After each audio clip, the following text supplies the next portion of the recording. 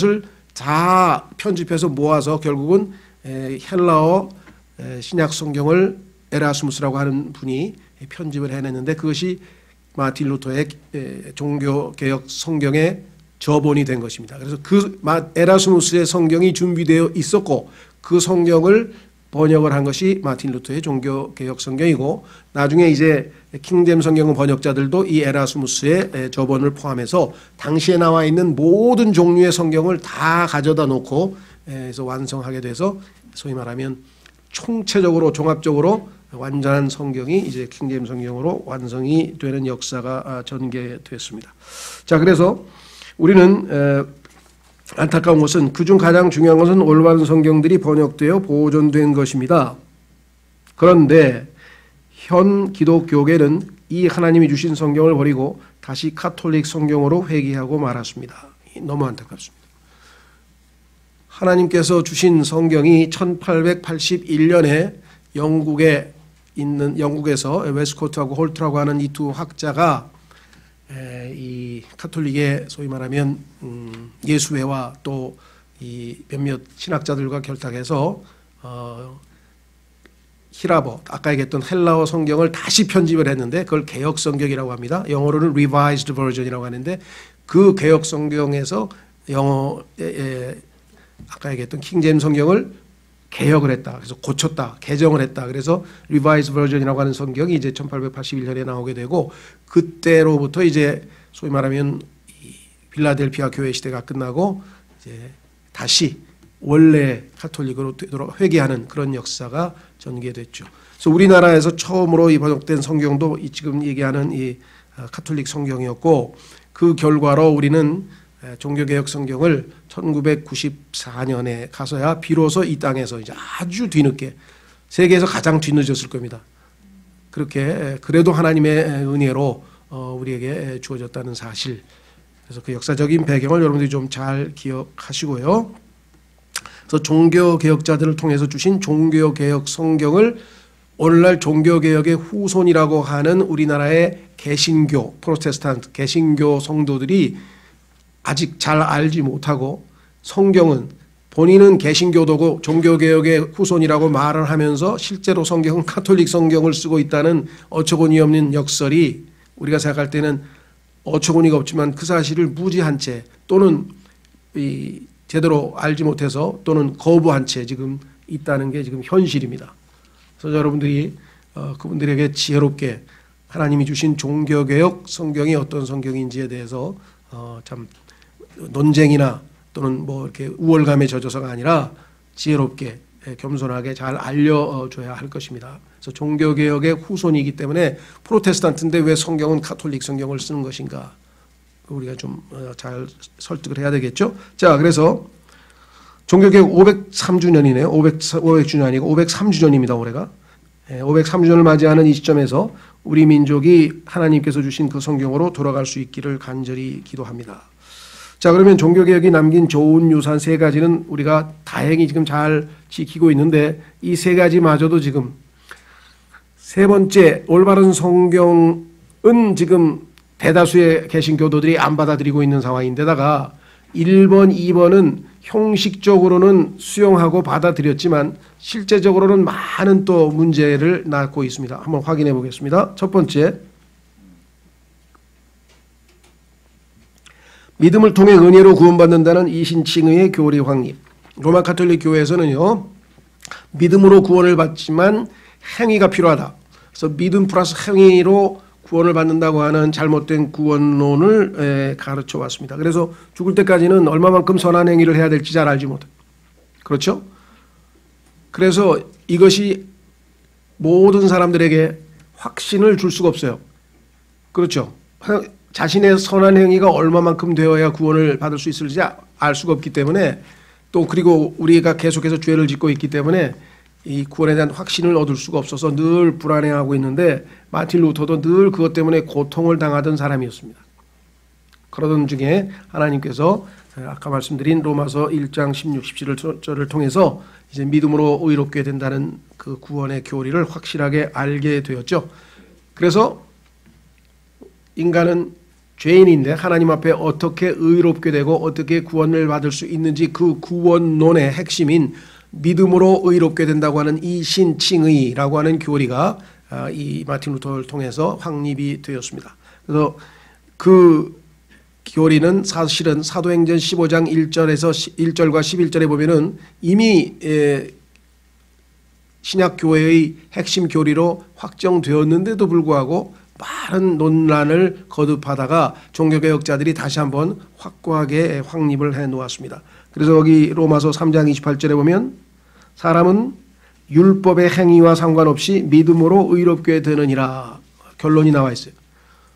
구원론의 최종 결론인 믿음으로 의롭게 된다고 하는 것이 로마서 3장 28절에 나와 있죠. 율법의 행위는 상관없다. 그거 행위는 없이 믿음으로 의롭게 된다. 이렇게 분명하게 나와 있고, 그렇죠?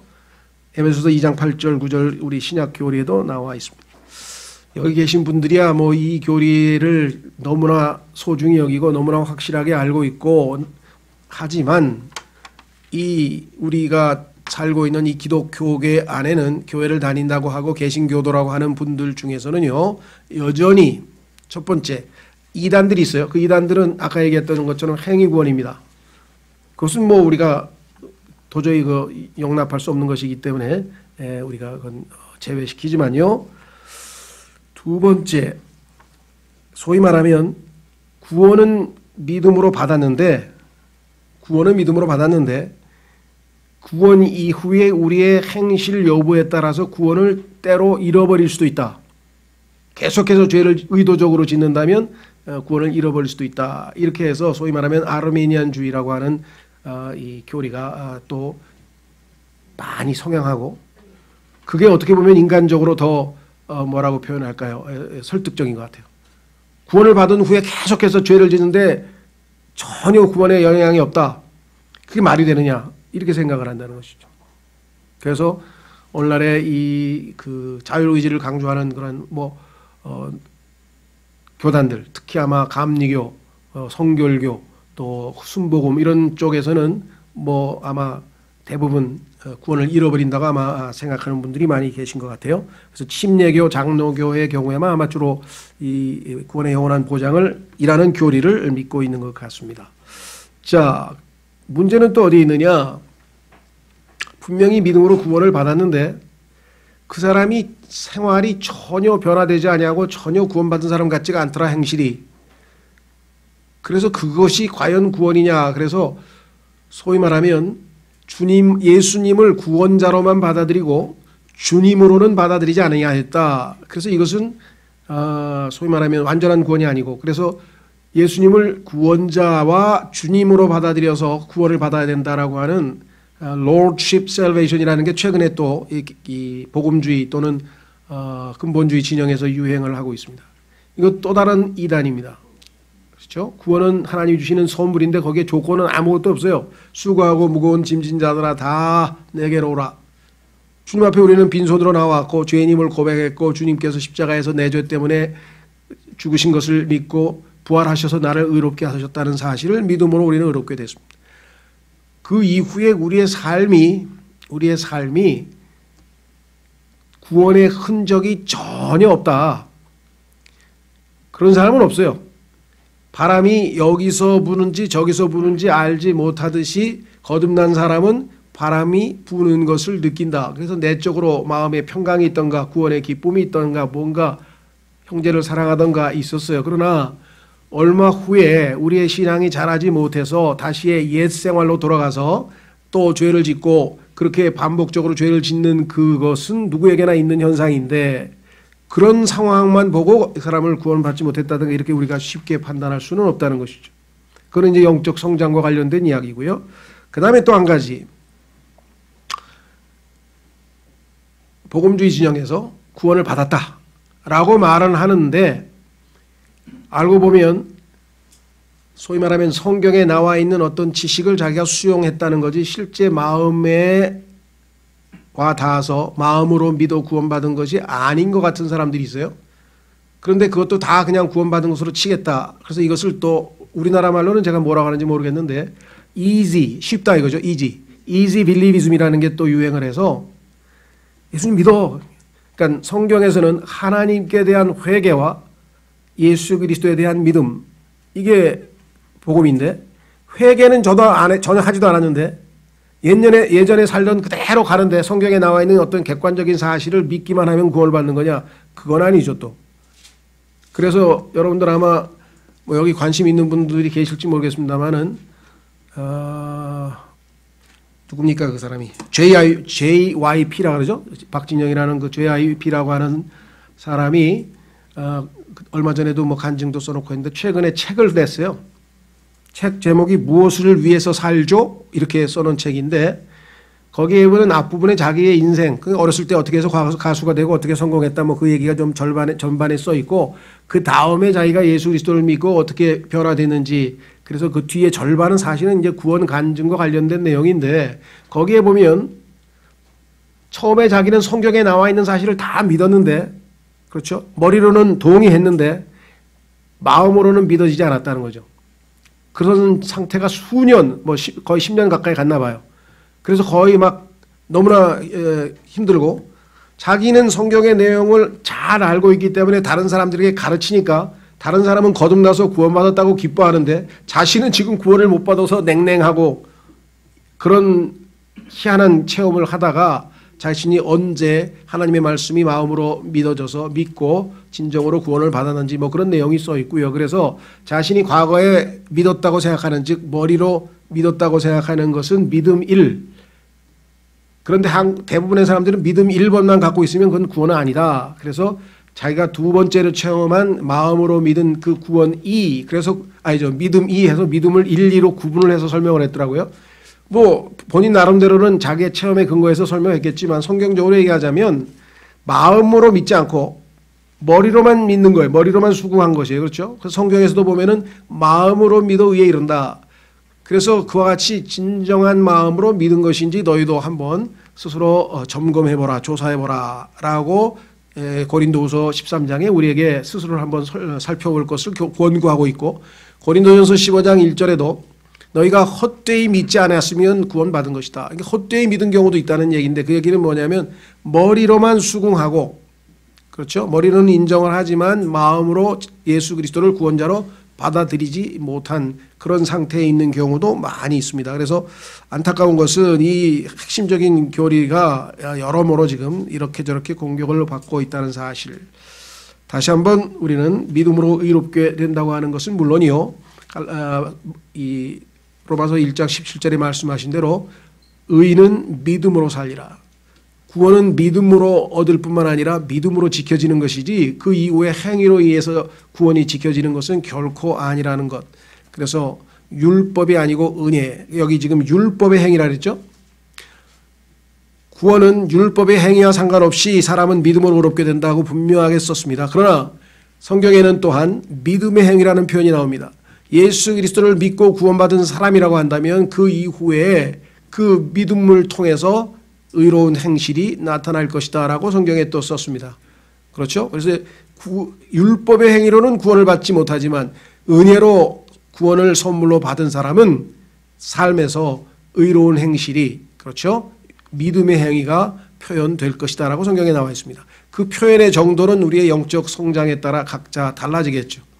자, 그래서 우리는 첫 번째도 다시 한번 잘 점검을 해 보았고요. 두 번째는 만인 제사장 교리 확립인데 이것은 무슨 소리냐? 구약 시대에는요, 하나님께서 정하신 제사장 지파가, 레위 지파가 딱 정해져 있고 대제사장 가문도 다 정해져 있습니다. 그리고 레위 지파도 다 직분이 다 갈라져 있어요. 자, 그런데 예수 그리스도께서 오셔서 이제 이 구약의 모든 옛 언약을 폐기하고 이제 새로운 언약을 선포하셨고, 그 결과 성경에 따르면 예수 그리스도를 믿고 구원받은 모든 사람들은 하나님께 영적 희생물을 드리는 거룩한 제사장이 되었다. 그래서 우리를 제사장으로 삼으셨다. 그래서 구원받은 모든 사람들은, 성도들은 다 제사장인데 로마 가톨릭 교회에서는 구약 시대의 제사장 제도를 그대로 받아들여서 제사장 직분을 가지고 있는 사제들이 따로 있고 나머지들은 다 평신도여서 평신도들은 하나님께 직접 나아가지 못하고 반드시 사제를 통해서 중간을 통해서 나아갈 수 있도록 만들었죠. 그래서 이와 같은 잘못된 것을 그렇죠. 바로 잡은 것이 바로 이 만인 제사장 제도인데 예수 그리스도께서 오셨을 때를 신약 성경에서 히브리서 9장 10절에서 Reformation, 개혁이라 해요. 예수님께서 개혁의 때가 올 때까지는 구약의 제도가 유지가 되지만 예수님께서 오셔서 구약의 모든 제사 제도를 포함해서 모든 것이 다 중단되고 예수 그리스도가 그것을 모두 다 성취한 것으로 되어 있죠. 그래서 신약의 예수님의 초림 때 오셔서 하신 일들을 성경에서 Reformation, 개혁이라고 하는 용어를 딱 한 번 사용하고 있습니다. 실제로. 네, 그래서 이미 개혁이 이루어졌었어요. 그런데 로마 가톨릭 교회가 다시 구약으로 돌아가서 옛 제사장 직분을 회복해 가지고 다시 개혁의 필요성이 대두됐는데 다행히 이 문제가 이제 제시됐고 그래서 바로 잡혀졌는데 문제는 여러분도 아시다시피 오늘날 아직도 완전하게 그것을 개혁하지 못하고 그런 그 카톨릭에서 시행되던 옛 제사장 제도가 여전히 개신교에도 조금씩 누룩으로 남아 있습니다. 그렇죠? 예를 들면 교역자 평신도 이 용어 자체가 벌써 지금 니골라당의 교리와 저기죠. 이 것에 대해서 예수님께서는 만인 모두가 다 제사장인데 제사장과 평신도로 이렇게 둘로 나누는 그 계급 제도를 니골라당의 행위라 그리고 니골라당의 교리를 미워한다고 예수님이 말씀하셨습니다. 그래서 우리는 다 같은 주 안에서 형제지 계급으로 되어 있는 것이 아닙니다. 그렇죠? 예. 그래서 그렇다면 왜 교회에서는 뭐 목사님도 이런 용어는 왜 쓰느냐? 목사 겸 교사는 직분이 아니고 은사입니다. 그 사람이 하나님의 말씀을 가르치고 설교하는 하나님의 선물을 받았기 때문에 그 사람이 이것을 사용해서 다른 지체들을 섬기는 것이지 그것이 그 사람의 계급적 지위를 나타내는 것은 결코 아니에요. 그렇죠? 성경에 분명히 이렇게 돼 있어요. 그래서 구약 시대에도 성경 시대에도 보면은 사도 바울을 형제라고도 불렀고 그렇죠. 그러나 그 사람이 사도 역할을 했기 때문에 사도라고도 불렀고 그 직책은 그 상황에 맞춰서 얼마든지 다양하게 부를 수가 있습니다. 그렇죠? 네, 그러니까 많은 형제들이 저에게 형제님 잘 안녕하세요. 너무나 자연스러운 거죠. 주 안에서 예수님도 우리를 형제라고 불렀던데 형제자매라고 하는. 다만 제가 교회에서 목사 겸 교사로서의 그 은사를 사용하는 사람이기 때문에 저 형제가 우리 교회 목사 역할을 하는 형제라 그런 의미에서 목사라고 불렀을 때 그것도 아무 이상할 것도 없어요. 그러니까 그런 문제에 대해서 우리가 지역적인 문제에 대해서 이래라 저래라 하는 것은 쓸데없는 소모적 논쟁에 불과하다는 것이죠. 중요한 거는 모든 지체 각자가 내가 하나님께서 나를 거룩한 제사장으로 부르셨다고 하는 사실을 인식하는 거죠. 자, 확인해 보겠습니다. 베드로전서 2장. 베드로전서 2장.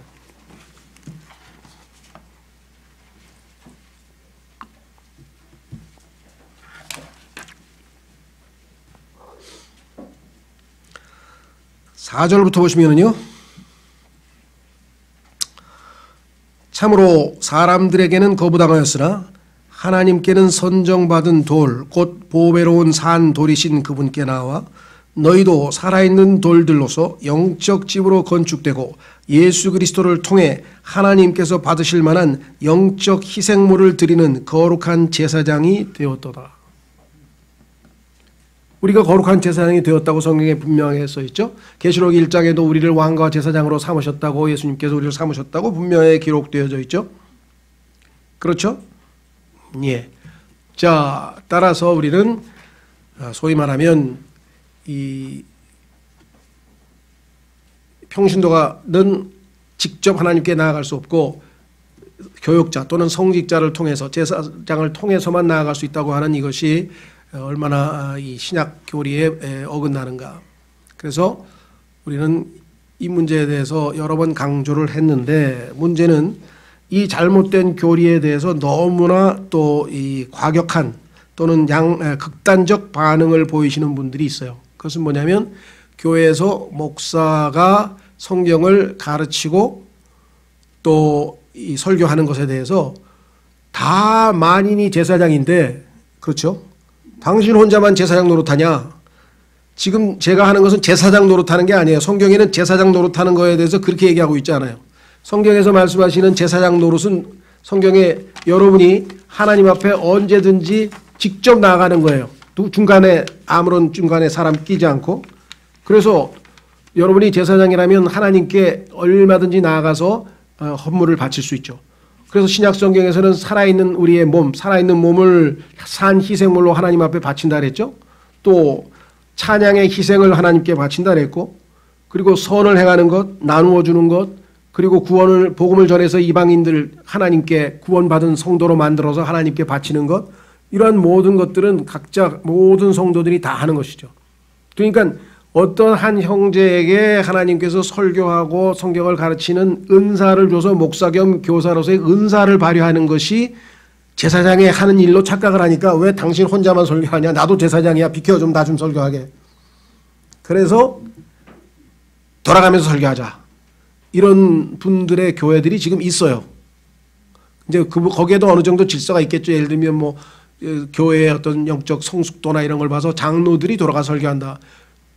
문제는 장로들 중에도 각각의 은사가 다 달라요. 어떤 사람은 봉사의 은사가 있고 어떤 사람은 섬김의 은사, 다 다르죠.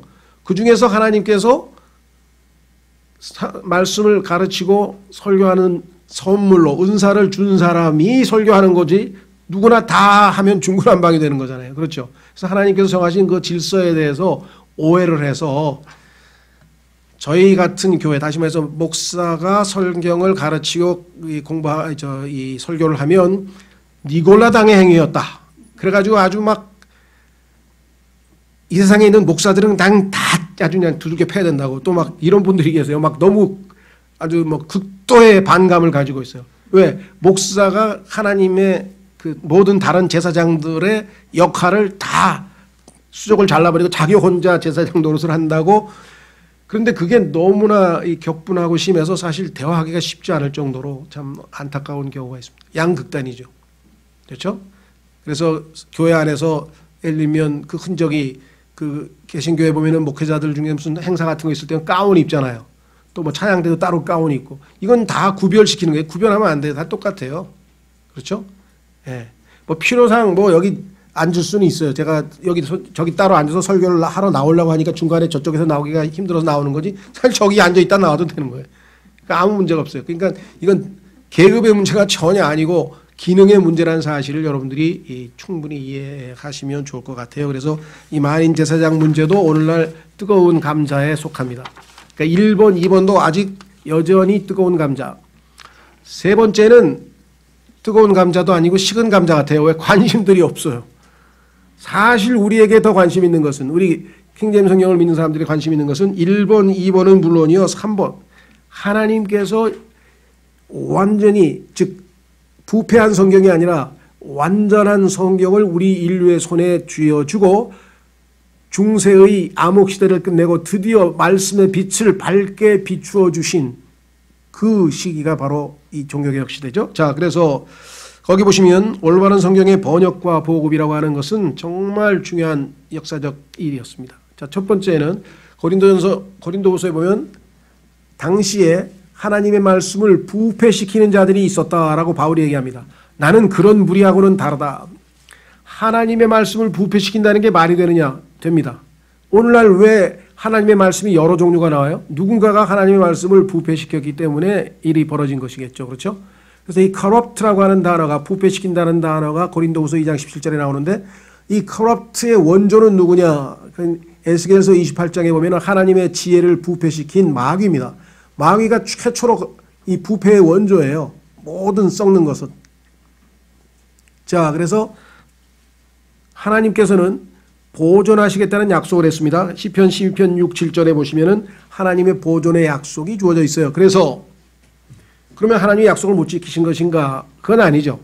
예를 들면 지금 현재 성서들 중에, 성경 중에서 필사본이라고 해서, 필사본이라고 하는 것은 당시에는 아직 인쇄술이 발달되기 전에는 모든 성경은 손으로 필사했어요. 그죠? 다 베꼈잖아요. 그래서 필사본으로 성경이 지금 약 5,000종류, 5,500종류가 남아 있습니다. 이 지구상에. 옛날에 필사했던 게 그대로 아직도 남아 있어요. 그런데 그 필사본 중에서 5,450개, 예를 들면 뭐 정확한 수치는 아닙니다. 대략 5,450개는 다 똑같아요. 왜? 정직하게 보고 베꼈으니까. 근데 50개는 의도적으로 고쳤어요. 야, 이거 우리 철학하고 안 맞잖아. 이게 좀 이상한데? 이게 말이 돼? 이런저런 이유로 철학을 동원해서 자신들이 가지고 있는 철학이나 어떤 사상이나를 동원해서 성경을 의도적으로 뜯어 고친 필사본이 약 한 50개 남아 있습니다. 이 50개의 부패한 사본에서 번역한 것이 카톨릭 성서고, 그게 아니라 5,450개 다 동일한 성서를 헬라어 사본을 기반으로 해서 다시 편집을 해서 번역한 게 킹제임스성경이에요. 그러니까 하나님께서는 5,450대 50으로 다시 말하면 다 보존했는데, 그 중에 하나님께서 일부 허락해가지고 그 악한 자들이 누구인지를 드러내기 위해서 그 뜯어 고친 사람들이 몇 명 있었어요. 그렇죠? 근데 왜 5,450개는 놔두고 꼭 그 50개에서 번역을 하려고 하냐. 거기에 보면 없음 해서 하나님의 올바른 성경을 무려 6만 군데를 뜯어 고쳤는데, 그렇게 막 성경을 부패시킨 것을 왜 저기 하느냐 이거죠. 그래서 하나님께서는 이 부패된 성서에서 번역된 라틴 벌게이트라고 하는 성경을 폐기하고 종교개혁 성경을, 마틴 루터의 종교개혁 독일어 성경을 필두로 해서 주셨고, 그 성경들을 과거에 번역된 것까지 총체적으로 다 모아서 1611년에 제임스 국왕을 통해서 이제 우리에게 완전한 성경을 주셨고, 그 이후에 하나님께서는 영어를 전 세계에 공용어로 해서 영어 킹제임스 성경에 나와 있는 그 영어가 지금 전 세계의 공용어처럼 쓰이고 있는 것이에요. 그러니까 하나님께서는 누구든지 쉽게 다 성경을 공부할 수 있도록 했고, 더더군다나 그 성경에서 선교사들이 가는 곳마다 영어 킹제임스 성경에서 수백 개의 언어로 다 성경이 번역이 되어서 우리말도 지금 손에 들려졌잖아요. 안타까운 것은 너무 늦게 번역이 돼서 참 안타깝긴 한데요. 우리나라가 제일 늦었지만 모든 나라에 다 하나님의 대부분의 중요한 언어로는 다 성경이 번역이 되어 있다는 사실입니다. 그래서 하나님께서는 자신의 성경을 보존하신다는 약속을 지키신 겁니다. 없음 해가지고 막 성경 삭제한 거는 그건 하나님이 보존도 못하셨다는 얘기인데 얼마나 모순이에요. 자기들이 가지고 있는 빠져있는 성서에 하나님께서 하나님의 말씀은 1.1획도 없어지지 않는다고 써 있는데 그 성서에 없음이라고 써 있으면 스스로 모순이 아닌가요? 생각으로 상식적으로 봐, 거기에 1.1획도 없어질 수 없다고 성경에 써 있는데 거기에 중간에 신약 성경 거의 10구절인가요? 11구절에 없음이라고 딱 써 있어요. 그럼 하나님은 스스로 자신의 말씀을 보존할 능력도 없었느냐? 그건 아니죠. 그래서 안타깝습니다. 그래서 종교개혁 성경으로 돌아가야 되겠다. 그래서 하나님께서는 자, 두 구절 한번 보겠습니다. 시편 138편 2절.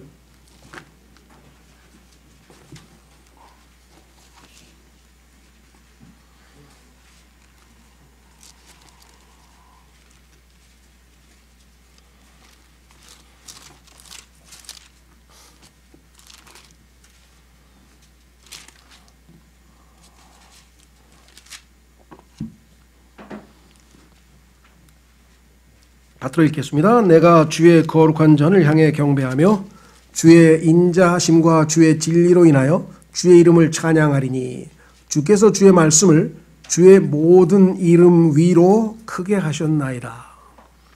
하나님께서 하나님의 말씀을 어떻게 다루고 계신가? 자신의 모든 이름들보다 더 크게 하셨다. 이름 위로 크게 하셨다. 이렇게 성경은 분명히 말씀을 냈습니다. 그렇죠?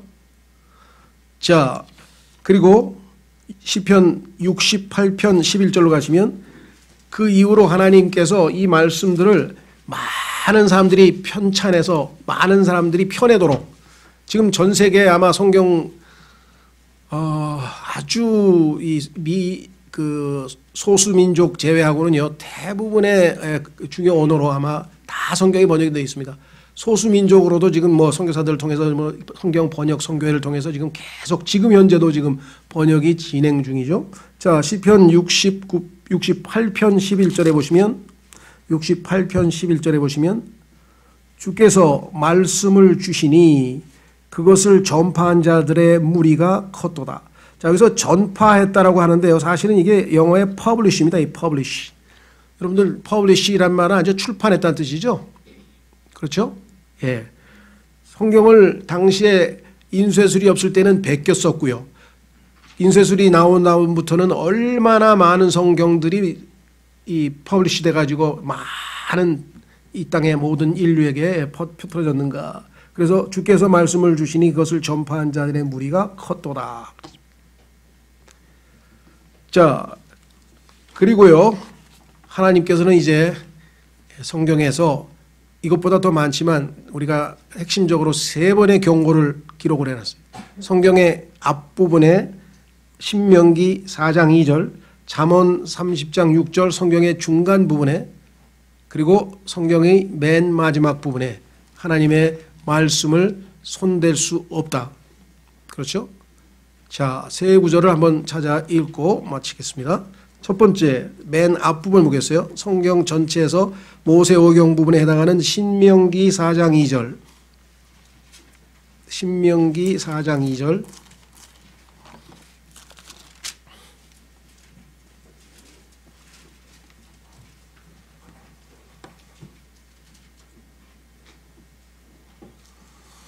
너희는 내가 너희에게 명령하는 말에 더하거나 거기에서 빼지 말고 내가 너희에게 명령하는 주 너희 하나님의 명령들을 지키라. 더하거나 빼지 말라. 분명하게 명령했죠. 다음에 잠언 30장 6절.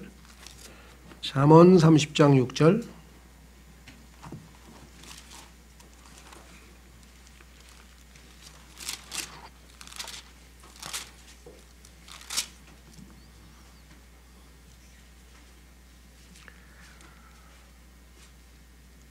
너는 그분의 말씀들에 더하지 말라.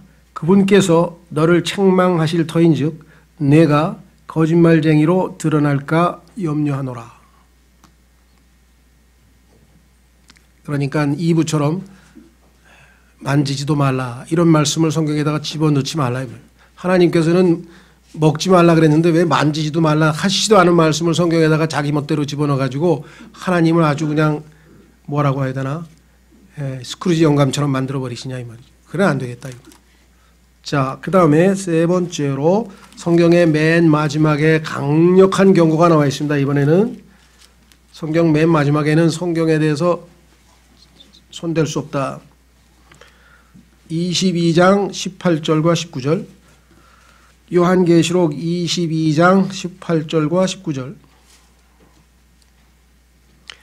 내가 이 책의 대언의 말씀들을 듣는 모든 사람에게 증언하노니 만일 어떤 사람이 이것들에 다 더하면, 하나님의 말씀에 더하면 하나님께서 이 책에 기록된 재앙들을 그에게 더하실 것이요, 만일 어떤 사람이 이 대언의 책의 말씀들에서 빼면 하나님께서 생명책과 거룩한 도시와 이 책에 기록된 것들로부터 그의 부분을, 그의 목, 그가 받아야 될 보상을 빼시리라.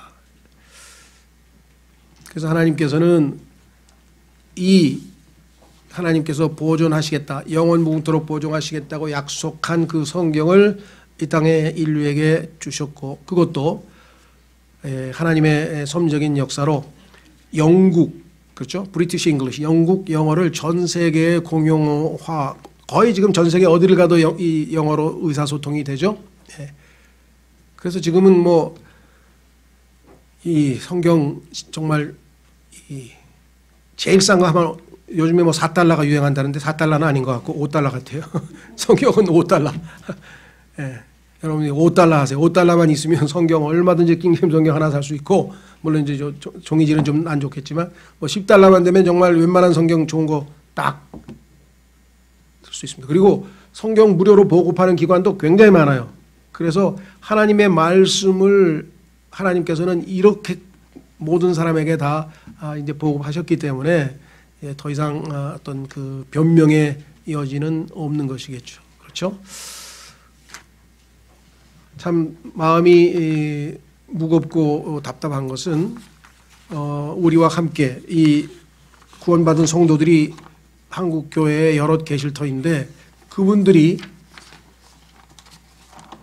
정말 열심으로 성경을 읽는 분들이 제일 안타까워요. 그죠? 개혁 성경을 정말 너무나 열심히 읽는 분들이 계세요. 뭐 시장에 가면 시장에 앉아 성경 읽는 분도 있고요. 전철을 타면 전철에 앉아 성경 읽는 분들도 있고요. 성경 안 읽는 분들은 어차피 이것도 안 읽고 저것도 안 읽으니까 상관이 없는데 성경을 읽는 분들을 볼 때마다 마음이 참 무거워요. 저 다 들어있는 순수한 하나님의 100% 완전한 말씀을 읽으면 얼마나 더 기뻐하고 얼마나 더 좋을까 그 사람이. 그렇잖아요. 근데 조금만 역사를 알아도 본인이 감리교, 뭐 감리교를 됐던 장로교가 됐던 하여간 오늘날 대한민국에 있는 기독교인들은 다 소위 말하면 종교개혁 이후에 나온 종교개혁의 후손들인데 성경은 종교개혁자들이 들고 있는 성경이 아닌 그 전에 카톨릭 성경을 다시 붙들고 있는 거예요. 이거보다 아이러니한 일이 어디 있습니까? 이거보다 역설적인 일이 어디 있고. 그렇죠? 그래서 여러분들이 지혜롭게 그 막 성경을 뭐 틀린 것을 이렇게 막 과격하게 지적하거나 이게 아니라 역사적으로 흐름을 봐라 이게. 하나님께서 중세 1000년 동안의 카톨릭 성서를 폐기하고 그렇죠. 심지어는 뭐 이게 교회사 일부에 나오는데요. 이 소위 말하면 소위 배교한 성서라고 우리가 이름을 붙이면 배교한 성서. 그렇죠? 마태복음 19장에서 예수님께서 유대인들의 질문에 답하시면서 어떤 여인을 쫓아낼 때는 반드시 내보낼 때는 반드시 이혼 증서를 주라 그랬어요.